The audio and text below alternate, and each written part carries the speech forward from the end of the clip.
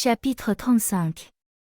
Et dans la 1e année de la 1e semaine du 45e jubilé, Rebecca appela Jacob son fils, et lui commanda concernant son père, et concernant son frère qu'il devait les honorer tous les jours de sa vie. Et Jacob dit, Je ferai tout ce que tu me commanderas, car cette chose sera un honneur, et une fierté pour moi, et une justice devant Yahweh que de leur faire honneur. Et toi mère, reconnais aussi que depuis que je suis née jusqu'à ce jour, dans toutes mes actions, et tout ce qui est dans mon cœur, je pense toujours du bien au sujet de tous. Et comment ne ferais-je pas cette chose que tu me commandes d'honorer mon père et mon frère? Dis-moi mère, quelle perversité as-tu vue en moi, et je m'en détournerai, et que pitié me soit accordée. Et elle lui dit, Mon fils, je n'ai pas vu en toi aucune perversité durant tous mes jours, mais seulement des actions droites. Et maintenant mon fils, je vais te dire la vérité, je vais mourir cette année, et je ne survivrai pas cette année de ma vie, car j'ai vu dans un rêve le jour de ma mort, je ne vivrai pas au-delà de 155 ans. Voici, j'ai complété tous les jours de ma vie que j'avais à vivre. Et Jacob rit aux paroles de sa mère, car sa mère lui avait dit qu'elle devait mourir, elle était assise à l'opposé de lui, et en possession de sa force, et elle n'était pas infirme de sa force, car elle allait et venait, et voyait, et ses dents étaient fortes. Et aucun mal ne l'avait touché tous les jours de sa vie. Et Jacob lui dit, Mère, je serai béni si mes jours approchent les jours de ta vie, et que ma force demeure avec moi comme ta force, tu ne mourras pas, car tu es en train de plaisanter avec moi concernant ta mort. Et elle partit vers Isaac et lui dit, Je te demande une requête, fais jurer Ésaü qu'il ne frappera pas Jacob, ni le poursuive par adversité, car tu connais les pensées de Ésaü, elles sont perverses dès sa jeunesse, et qu'il n'y a pas de bon en lui, car il désire le tuer après ma mort. Et tu sais tout ce qu'il a fait depuis que son frère Jacob partit à Haran jusqu'à ce jour, comme il nous a abandonnés de tout son cœur, et nous a fait du mal, les troupeaux qu'il a pris pour lui, et retira toutes tes possessions devant ta face. Et quand nous implorèrent et le sollicitèrent pour ce qui était à nous, il agit comme un homme qui avait pitié de nous. Il est amer contre nous parce que tu as béni Jacob le parfait et juste fils, car il n'y a pas de mal mais que du bien en lui, et depuis qu'il est revenu de Haran jusqu'à ce jour, il ne nous a rien volé, car il nous a toujours apporté toutes choses en sa saison. Et se réjouit de tout son cœur quand nous prenions de ses mains, et il nous bénissait, et ne s'est pas retiré de nous depuis qu'il est revenu de Haran jusqu'à ce jour, et il reste en permanence avec nous à la maison nous honorant. Et Isaac lui dit, Moi aussi connais, et vois les actions de Jacob qui est avec nous, comment de tout son cœur il nous honore, mais avant j'aimais Ésaü plus que Jacob.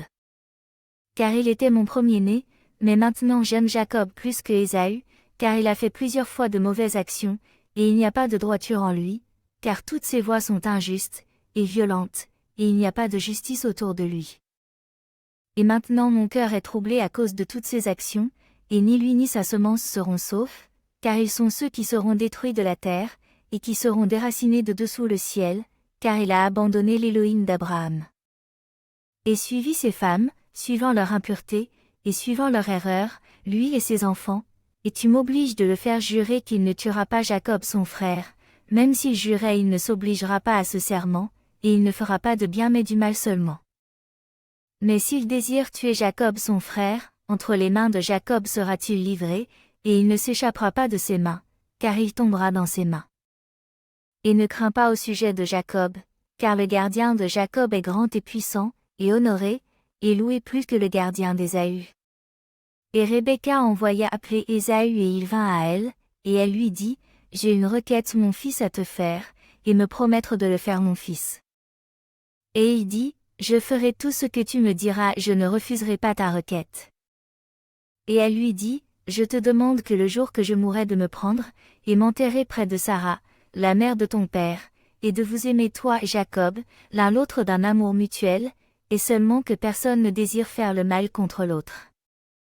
Car ainsi vous prospérerez mes fils, et serez honorés au milieu de la terre, et aucun ennemi ne se réjouira sur vous, et vous serez une bénédiction, et une grâce aux yeux de tous ceux qui vous aiment. Et il dit, Je ferai tout ce que tu m'as dit, et je t'enterrerai le jour de ta mort près de Sarah la mère de mon père comme tu le désires, que ses os soient près de tes os.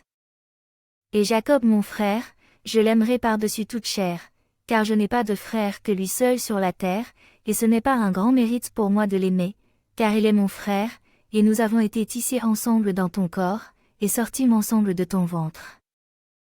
Et si je n'aime pas mon frère, qui aimerai-je? Et moi-même te supplie d'exhorter Jacob à mon sujet, et au sujet de mes fils, car je sais qu'il sera certainement roi sur moi et mes fils, car le jour que mon père l'a béni, il l'a mis en haut et moi en bas. Et je te jure que je l'aimerai, et ne désirerai pas le mal contre lui tous les jours de ma vie, mais seulement du bien. Et il lui jura à propos de toute cette affaire. Et elle appela Jacob devant les yeux d'Ésaü, et lui donna ordre selon les paroles qu'elle avait dites à Ésaü. Et il dit, je ferai selon ton plaisir, crois-moi qu'aucun mal ne sortira de moi, ou de mes fils contre Ésaü, et je serai promis en rien sauf par amour. Et cette nuit ils mangèrent et burent, elle et ses fils, et elle mourut cette nuit à l'âge de 3 jubilés, et 1 semaine, et 1 an, et ses 2 fils, Ésaü et Jacob, l'enterrèrent dans la double cave près de Sarah, la mère de leur père.